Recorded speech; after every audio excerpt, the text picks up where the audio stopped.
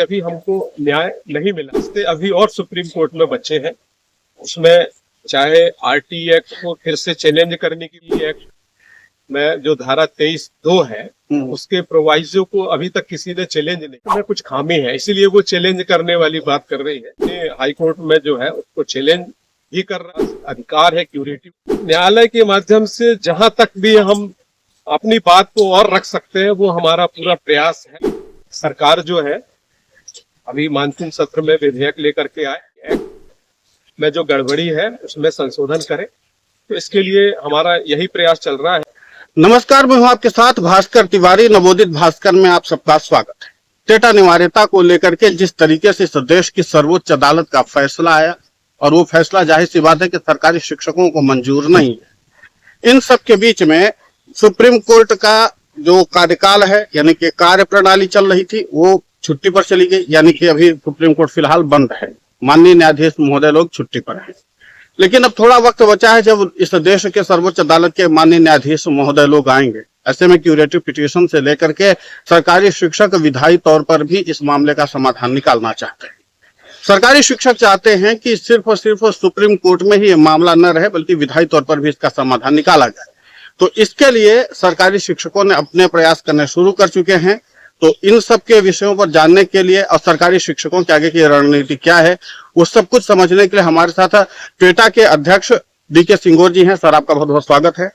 और पहला मेरा सवाल यही होगा कि आप क्यूरेटिव पिटीशन दायर करने सुप्रीम कोर्ट आए हुए हैं, तो सिर्फ सुप्रीम कोर्ट तक लड़ाई होगी या विधायी तौर पर भी समाधान निकालने का प्रयास करेंगे? सबसे पहले तिवारी जी, आपके चैनल के दर्शकों को और हमारे शिक्षक साथियों को और आपको बहुत बहुत नमस्कार। निश्चित रूप से शिक्षक पात्रता परीक्षा को लेकर के पूरे देश के जो 25 लाख शिक्षक हैं उनका भविष्य संकट में है और सब चिंतित हैं। तो इसको देखते हुए शुरू से ही हमारी ये रणनीति रही है कि दो रास्ते हैं। एक तो हम सदन में विधेयक या अध्यादेश ला करके एक्ट में संशोधन करा के अपने शिक्षकों की सेवा को बचाएं, और दूसरा न्यायालय का रास्ता है, क्योंकि न्यायालय से ही संकट आया है। तो निश्चित रूप से न्यायालय के रास्ते को हम छोड़ नहीं सकते। तो इसीलिए सबसे पहली प्राथमिकता में न्यायालय था, और ट्राइबल वेलफेयर टीचर्स एसोसिएशन की ओर से भी हमने जो है रिव्यू पिटीशन दायर की थी, और शिक्षकों के हितों को पूरा ध्यान में रखते हुए पंजाब हरियाणा के जो हमारे चीफ जस्टिस रहे हैं RS झा साहब, उनको हमने हायर भी किया था।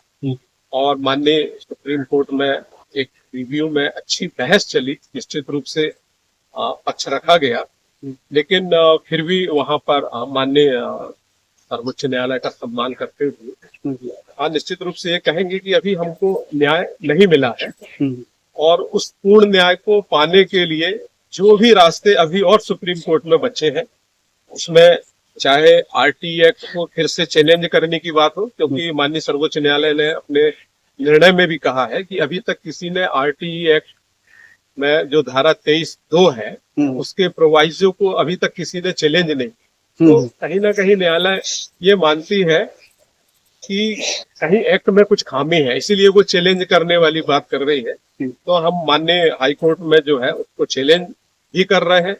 साथ में अभी हम क्योंकि रिव्यू लगाए हैं तो हमारे पास अधिकार है क्यूरेटिव का, तो हम बिल्कुल क्यूरेटिव पिटीशन भी तैयारी चल रही है हमारी। मैं इसी परिप्रेक्ष्य में आज रुका हुआ भी हूँ, और उसपे लगातार जो हमारे अधिवक्ता है सुप्रीम कोर्ट के, उनसे हम संपर्क कर रहे हैं, और जिनसे हमको बहुत अच्छा समझ में आएगा उनके माध्यम से हम क्यूरेटिव पिटीशन भी फाइल करेंगे। इसके अलावा त्रिपुरा सरकार बनाम सजदेव वाले प्रकरण भी अभी लंबित है, और उसमें भी हम इंटरवीनर बनने का प्रयास कर रहे हैं। तो न्यायालय के माध्यम से जहां तक भी हम अपनी बात को और रख सकते हैं वो हमारा पूरा प्रयास है। लेकिन इसके साथ साथ हम ये भी चाहते हैं कि सरकार जो है अभी मानसून सत्र में विधेयक लेकर के आए, या फिर आगे भी अभी समय है, चाहे अध्यादेश के माध्यम से हो, आरटीई एक्ट में जो गड़बड़ी है उसमें संशोधन करे। तो इसके लिए हमारा यही प्रयास चल रहा है कि चूंकि ये मामला राष्ट्रीय स्तर का है, तो हमारा ये प्रयास है कि पूरे अपने देश के जितने भी शिक्षकों के संगठन है सभी को एकजुट करके और जो कार्यक्रम चलाया जाए वो पूरे देश में एक साथ चलाया जाए, ताकि सरकार के ऊपर, केंद्र सरकार के ऊपर दबाव बने और वो मानसून सत्र में विधेयक ला करके आरटी एक्ट में संशोधन। सर बात दबाव की कर रहे हैं क्योंकि सुप्रीम कोर्ट में अब यह है कि मामला थोड़ा सा खींच गया है। अब क्यूरेटिव पिटीशन आएगी और उसके बाद कई क्यूरेटिव पिटीशन आएगी, तब मुझे लगता है कि इस पूरे मामले की सुनवाई होगी और ये लगभग जो होता है 3-2 का अनुपात रहेगा। 2 जज तो यही रहेंगे, 3 जज नए लाए जाएंगे, उसमें से एक तो सीजीआई ही होंगे, वो एक अलग विषय हो गया। अब विधायी तौर पर जो समाधान, सरकार को दबाव मिलाने का प्रयास आंदोलन के जरिए करेंगे या फिर आप लोग और कोई रणनीति बना रहे हैं? सबसे पहले तो हमारा यही प्रयास है कि जितने भी हमारे देश के माननीय सांसदगण हैं उनसे हम समर्थन पत्र लिखवाएं और उन समर्थन पत्र के माध्यम से केंद्र सरकार के पर दबाव बनाएं। इसके अलावा हम ये भी चाहते हैं कि हम माननीय प्रधानमंत्री जी, हमारे राष्ट्रपति और माननीय सुप्रीम कोर्ट के चीफ जस्टिस ऑफ इंडिया, उनको भी प्रत्येक शिक्षक के माध्यम से पत्र लिखवाने का भी हम कार्यक्रम चलाएंगे कि बड़ी संख्या में शिक्षक जो है पत्र लिखेंगे तो निश्चित रूप से उसका भी प्रभाव पड़ेगा। और इन सब के बावजूद यदि हमारी इस मांग पर ध्यान केंद्र सरकार नहीं देती है तो निश्चित रूप से हम ब्लॉक स्तर पर, जिला स्तर पर और फिर दिल्ली निश्चित रूप से प्रदर्शन करेंगे, बड़ा प्रदर्शन करेंगे ताकि सरकार तक हमारी बात जो है बहुत अच्छे तरीके से पहुंचे। तो ये सबसे पहली प्राथमिकता में है, क्योंकि हम ये मानते हैं कि आरटीई एक्ट सही है, एनसीटीई भी सही है। आरटीई एक्ट पुराने शिक्षकों को डीएड बीएड करने के लिए कह रहा है, टीईटी के लिए नहीं कह रहा साफ। क्योंकि जब 2017 में अमेंडमेंट आया तो उस समय के जो केंद्रीय शिक्षा मंत्री थे श्री प्रकाश जावड़ेकर जी, उनका जो सदन में दिया गया वक्तव्य है वो पूरा वीडियो वायरल हो रहा है, हर कोई सुन रहा है। नवोदित भास्कर पर भी आप उसको देख सकते हैं। बिल्कुल देखा मैंने, वहां भी देखा। तो निश्चित रूप से वहां वो सिर्फ शिक्षक प्रशिक्षण की ही बात कर रहे हैं। वो बता रहे हैं कि इतने आंकड़े हैं, इतने शिक्षक प्रशिक्षण से वंचित हैं और इतनी बड़ी संख्या है, इनको हम सेवा से पृथक नहीं कर सकते। तो पहले 5 साल का समय दिया था, अब हम 4 साल का समय और दे रहे हैं। तो पूरी बात शिक्षक प्रशिक्षण को लेकर के हो रही है और कहीं भी बात सेवा से बर्खास्त करने की बात नहीं हो रही। लेकिन माननीय सुप्रीम कोर्ट ने निश्चित रूप से कड़ी व्याख्या आरटीई एक्ट की और एनसीटी की जो छूट की है उसको की है, तो उसको लेकर के निश्चित रूप से पीड़ा है। तो हमारा यही मानना है कि आरटीई एक्ट सही है। एनसीटी ने भी, एनसीटी जो अधिनियम है 2010 उसके पैरा 4 और 5 में उन्होंने छूट दिया है कि 2010 के पहले, आरटीई एक्ट के पहले जो भी शिक्षक नियुक्त हुए हैं तो उनके भर्ती के समय जो नियम थे वही ठीक है, अलग से उनको टीईटी की आवश्यकता नहीं है। तो एनसीटी भी सही, एक्ट भी सही, थोड़ा सा अस्पष्टता के कारण जो है माननीय सुप्रीम कोर्ट ने उसकी कड़ी समीक्षा की है और मुख्य रूप से उनका ये था कि शिक्षा में गुणवत्ता आना चाहिए। लेकिन हमारा ये मानना है कि जो हमारा कानून है, जो हमारा संविधान है, उसके दायरे में शिक्षा गुणवत्ता की बात की जानी चाहिए, तो वो ज्यादा अच्छा है। तो कुल मिला के जब तक पूर्ण न्याय नहीं मिलता है, हम माननीय सुप्रीम कोर्ट में भी जो है अपना पक्ष विभिन्न माध्यमों से रखने की पूरी कोशिश है। अब सर पक्ष तो रखा जाएगा, पक्ष रखा भी जा रहा था और जिस तरीके से रिव्यू पिटीशन में मुझे लगता है कि इतने बड़े मामले को लेकर के जिस तरीके से इतने देश भर के वकील इकट्ठा हुए और मुझे लगता है कि सभी बड़े वकील उस दिन आप लोगों का पक्ष रख रहे थे, अलग अलग टीचर्स के जो समूह थे उनके जरिए। अब प्रश्न ये है कि अदालती तौर पर तो बहुत ज्यादा उम्मीद शिक्षकों को है नहीं, सीधी सी बात कर लेते हैं। अब मॉनसून सत्र में क्या राज्य सरकारों से लेकर के और सांसदों तक को, मतलब केंद्र सरकार तक को आप निशाने पर लेंगे? क्योंकि बात अब यह है कि यहाँ पर विधायी तौर पर ही समाधान निकाला जा सकता है। तो जो रणनीति है अब वो ये है कि सरकार जो है वो अपना रुख दिखा चुकी है। पिछली बार के जो शीतकालीन सत्र था, फिर उसके बाद संसद का विशेष सत्र आया, फिर बजट सत्र आया और फिर एक और विशेष सत्र आया। तो 4 बार में विपक्षी दलों के सांसद हों या सत्ताधारी दल के सांसद, सबने इस मुद्दे को उठाया। सरकार ने चूं से चां तक नहीं बोला। सिर्फ इसके कि धर्मेंद्र प्रधान ने बंगाल में बोला था कि अगर हमारी सरकार बनवा दोगे तो हम टीटी के बारे में आपको राहत दिलवाएंगे। अब सवाल ये है कि यहाँ से जो आप बात कर रहे हैं उसका कितना स्थायित्व निकलेगा? निश्चित रूप से हम बिल्कुल, हमारा ये मानना है कि विधायिका के स्तर पर टीईटी से मुक्ति पाई जा सकती है और सब हमारे जितने शिक्षक साथी हैं सभी का फोकस इसी बात पर है कि इसी दिशा में हम विशेष रूप से प्रयास करें और उसके लिए जो भी काम करने को तैयार है वो सब चीजें की जाएंगी, पर हम उसको चरणबद्ध तरीके से रख रहे हैं। जैसे अभी हम ये चाहते हैं कि राज्यों के जो मुख्यमंत्री हैं उनसे भी हम मुलाकात करें और राज्य से ये प्रस्ताव केंद्र सरकार के पास जाए कि चूंकि आरटी एक्ट में एक तो प्रशिक्षण की बात है, दूसरा एनसीटी ने छूट दे के रखा था। 9 साल का समय दिया गया, पर चूंकि एनसीटी ने छूट दे के रखा था तो शिक्षकों ने टीईटी के लिए कोई प्रयास नहीं किया। तो सरकारों को भी ये मालूम था कि ये जो है टीईटी नई भर्ती के लिए है, तो सरकारों ने भी कभी इस पे कोई काम नहीं किया, कोई पत्र जारी नहीं किया, कभी शिक्षकों को नहीं कहा कि आपको टीईटी अनिवार्य है।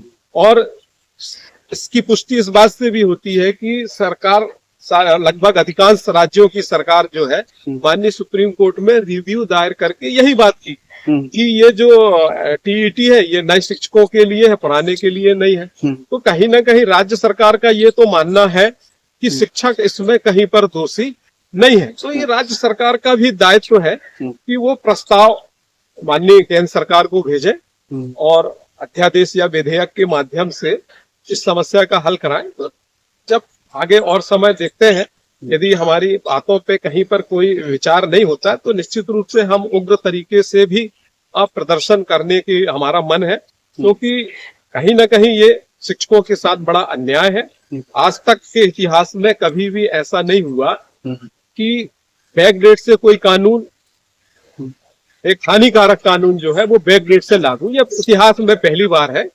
और हमारा ये भी मानना है, विशेष रूप से मेरा व्यक्तिगत रूप से यही कहूंगा कि यदि हमारे सारे शिक्षक परीक्षा को पास करके भी सेवा में अपनी बने रखें, लेकिन कहीं ना कहीं ये नियम, ये कानून आगे चल करके भी दिक्कत देगा, तो इसको समाप्त कराना, उस पर पुनर्विचार कराना, ये हमारा प्रयास रहेगा। भले हमारे सारे शिक्षक साथी परीक्षा निकाल करके और अपनी सेवा बचा लें, लेकिन इसके लिए हम लड़ेंगे लगातार।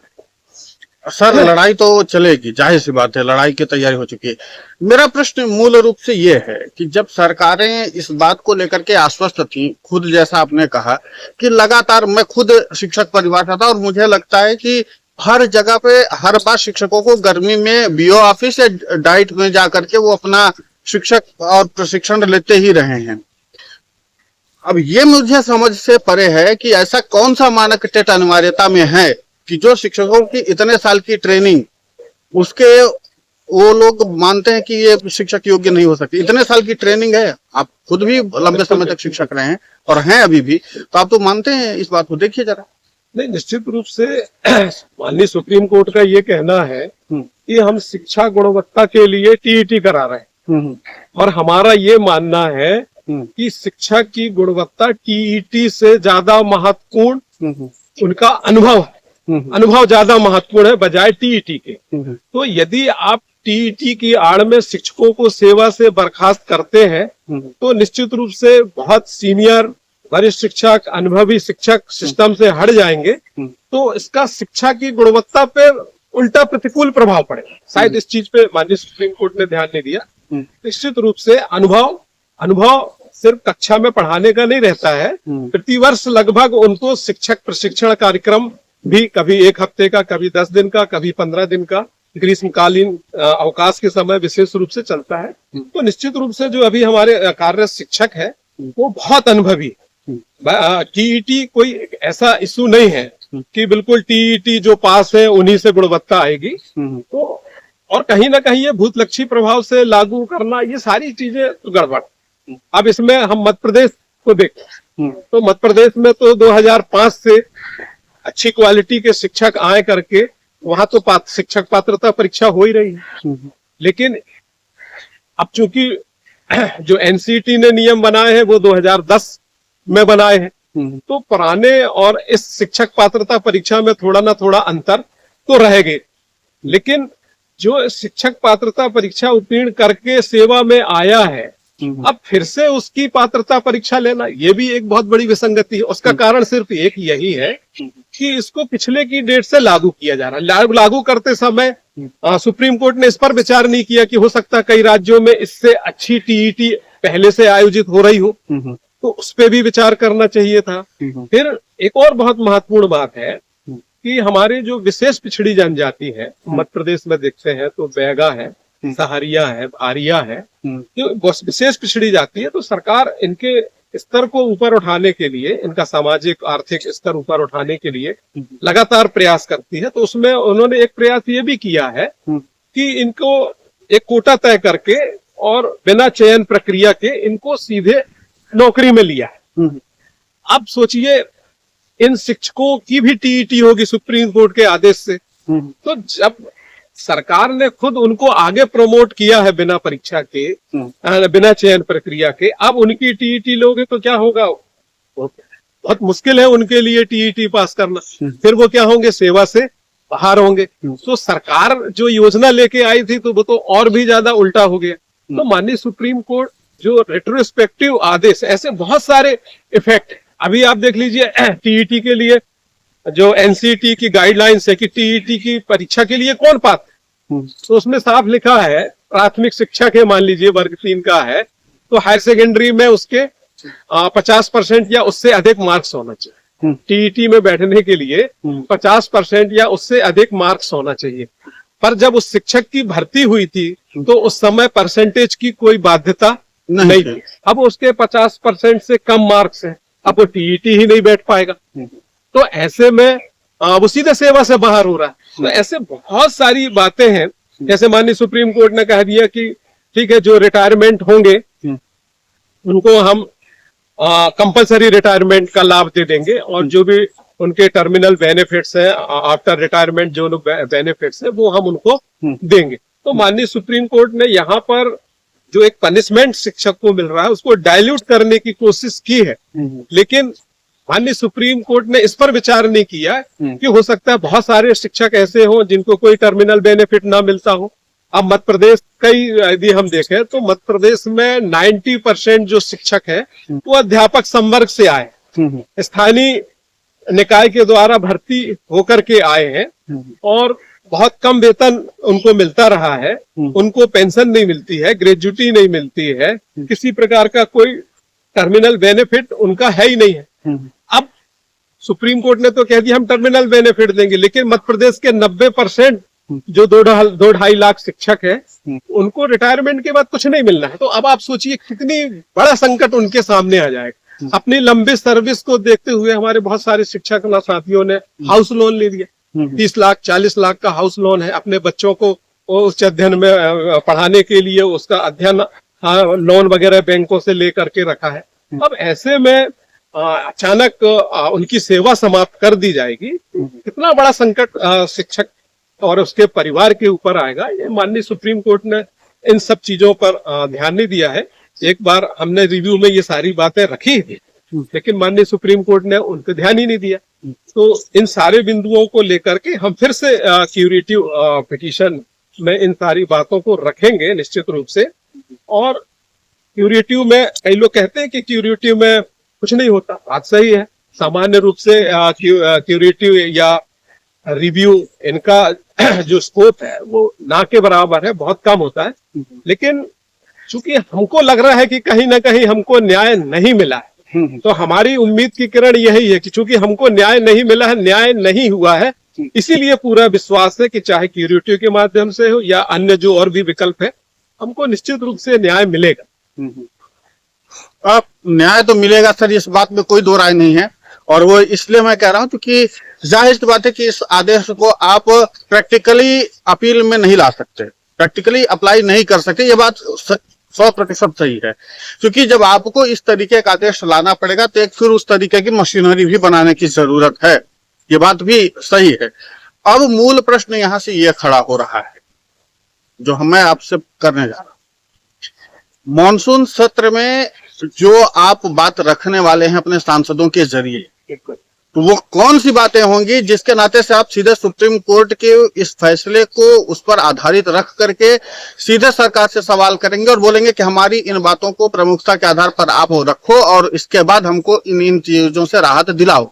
सीधा सा है कि जो आरटीई एक्ट धारा 23(2) में जो उन्होंने शिक्षकों के लिए 5 साल का समय दिया है, तो वो जो शिक्षकों के शब्द लिखा है कि शिक्षकों को 5 साल का समय दिया जाता है कि जो एनसीटी जो न्यूनतम योग्यता तय करेगा वो आपको 5 साल के अंदर प्राप्त करना पड़ेगा। तो वहां जो शिक्षक शब्द है वहीं पर संशोधन की आवश्यकता है।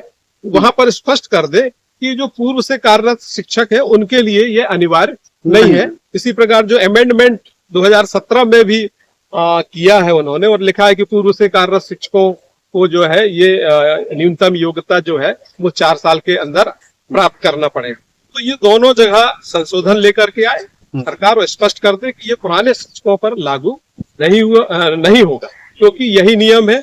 ये बिल्कुल न्यायालय द्वारा भी ये तय नियम है कि कोई भी आदेश निर्देश जो है वो बैकडेट से लागू नहीं होता, विशेष रूप से तब जब वो उस कर्मचारी के लिए, उस व्यक्ति के लिए लाभकारी ना हो। कोई भी लाभकारी आदेश बैकडेट से लागू हो सकता है, लेकिन हानिकारक आदेश जो है वो नहीं होता, आज तक कभी नहीं हुआ। तो निश्चित रूप से माननीय सुप्रीम कोर्ट को इस पर फिर से विचार करना चाहिए।